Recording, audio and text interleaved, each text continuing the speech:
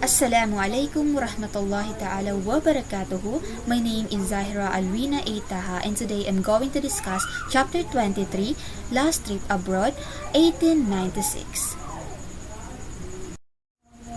So, sa pagpapatuloy na kwento na ito, dito makikita yung huling paglalakbay ni Jose Rizal sa iba't ibang bansa. So, pagkatapos ng 4 na taon na pagkakatapon ni Dr. Jose Rizal sa dapitan, pinayagan na rin siyang umalis. Gusto niyang pumunta sa Cebu, Cuba bilang doktor para gamutin ang mga sundalong may sakit doon. So dahil doon, umalis siya ng dapitan noong gabi ng Hulyo 31, 1896, sakay ng barkong Espanya. Hindi niya alam na ito na pala ang magiging huli niyang paglalakbay palabas ng Pilipinas. Habang nasa barko, tahimik at maayos ang kanyang biyahe. Kinabukasan, Agosto 1, madaling araw silang nakarating sa Dumaguete. Nagandahan si Jose Rizal sa lugar. Napansin niya rin na maraming malalaking bahay at maayos na mga bayan. Isinulat pa niya ang kanyang diary ang mga nakikita niya, tulad ng mga bahay na may bubong na yero at mga bagong ginagawang bahay na gawa sa matitibay na kahoy.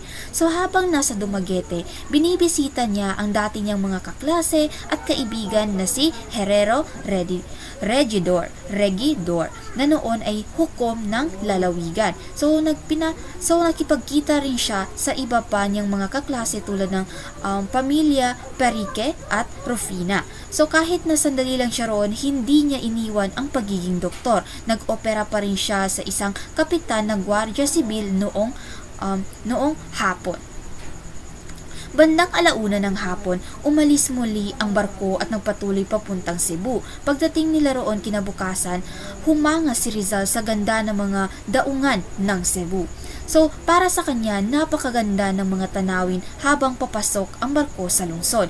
Nakipagkita rin siya sa ilang mga kakilala niya roon sa bahay ni Attorney Matios.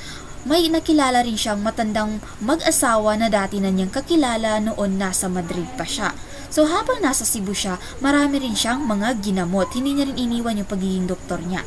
Ayon sa kanyang diary, gumawa siya ng 2 operasyon sa mata, isang operasyon sa tainga at isa pang operasyon para sa tumor. Ipinapakita nito na kahit na naglalakbay siya, patuloy pa rin siyang tumutulong sa mga tao gamit ang kanyang kaalaman bilang doktor. So noong Agosto 3 naman, umalis si Rizal ng Cebu papuntang Iloilo. Habang nasa dagat, nakita nila ang isla ng Mactan. Naalala niya rito na ito yung lugar kung saan namatay o napatay si Ferdinand Magellan noong panahon ng pananakop ng mga Kastila. So habang nagpapatuloy ang kanyang biyahe, nag-enjoy si Rizal sa napakagandang tanawin ng dagat at mga isla na kanilang nadadaanan.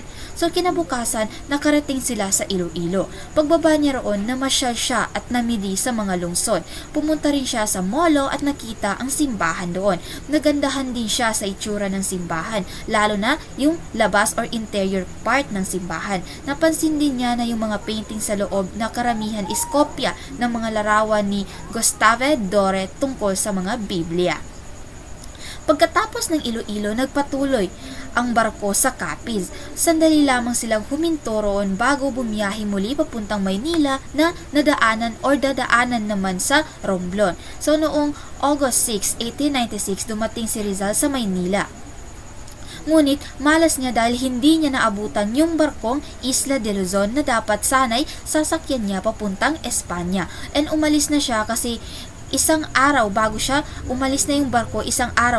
dumating. So nalungkot si Rizal kasi kailangan niya pang maghintay ulit ng panibagong barko. Nag-alala rin siya para sa kanyang kaligtasan. Alam niyang maraming tensyon sa Maynila at natatakot siyang baka magkaroon pa siya ng problema habang naghihintay. Kaya sinabi niya kay Gobernador General Ramon Blanco na gusto niyang manatili na lang sa hiwalay or sa ibang tao maliban sa kanyang pamilya. So noong gabing iyon, inilipat siya sa barkong Pandigma na Kastila ang pangalan. Doon siya tumira mula Agosto 6 hanggang Setyembre 2 habang naghihintay ng barkong papuntang Espanya. Mabuti naman yung pagtrato sa kanya ng mga kapitan sa barko na si Enrique Santalo. Sinabi pa nito kay Rizal na hindi siya bilanggo, kundi parang bisita lamang na pansamantalang nananatili o pinanatili nila sa barko para maiwasan yung gulo mula sa kanyang mga kaibigan o mga kalaban. Habang nasa barko Kastila si Rizal, lumala naman yung sitwasyon ng Pilipinas. Noong Agosto 19, 1896, natuklasan ng mga Kastila ang lihim na samahan ng Katipunan. Dahil doon or dahil dito, natakot yung mga opisyal ng mga Espanya at nagsimula silang maghinala at mahigpit laban sa Pilipinong mga makabayan. Pagkalipas ng ilang araw noong Agosto 26, pinangunahan ni Andres Bonifacio ang mga Katipunero ang sigaw ng Balintawak bilang pagsisimula ng himagsikan laban sa Espanya. Sunod-sunod ang mga labanan na nangyari. Noong Agosto 30, sinalakay ni Bonifacio at Jacinto ang San Juan, ngunit natalo sila at maraming namatay at nasugatan. Dahil sa mga nangyari, nagdeklara si Gobernador General Blanco ng state of war sa 8 lalawigan, which is yun yung Manila, Bulacan, Cavite, Batangas, Laguna, Pampanga, Nueva Ecija at Tarlac. Habang nasa barko, nagbabasa si Rizal ng mga pahayagan tungkol sa mga labanan o kaguluhan na nangyayari sa Pilipinas, and labis siyang nag-alala. Una, naniniwala siyang hindi pa handa ang bansa sa madugong revolusyon at baka maraming inosenteng tao ang madamay or mamatay. Ikalawa naman is natatakot din siya sa lahat ng mga Pilipinong humihingi ng reforma ay pagbintangan ng mga Kastila bilang mga rebelde. So sa kabila ng lahat, ang pinayagan pa rin si Rizal na umalis patungong Espanya. Noong Agosto 30, binigyan siya ni Gobernador General Ramon Blanco ng 2 sulat para sa mga ministro sa Espanya. Nakasaad doon na si Rizal ay walang kinalaman sa himagsikan at naging mabuti ang kanyang asal habang nasa dapitan.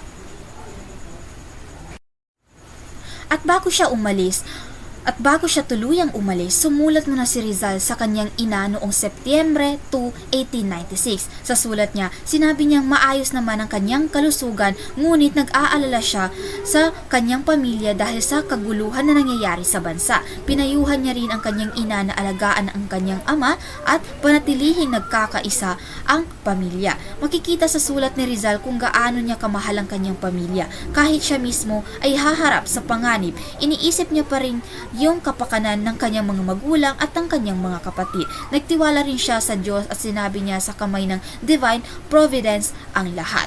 Noong Setyembre 3, 1896, tuluyan nang umalis si Rizal sakay ng barkong Isla de Panay patungong Espanya. Hindi niya alam na ito na pala ang huling beses na makakalabas siya ng bansa bilang malayang tao. Sa mga sumunod na buwan, haharapin niya ang pinakamabigat na pagsubok sa kanyang buhay bilang isang bayani ng Pilipinas.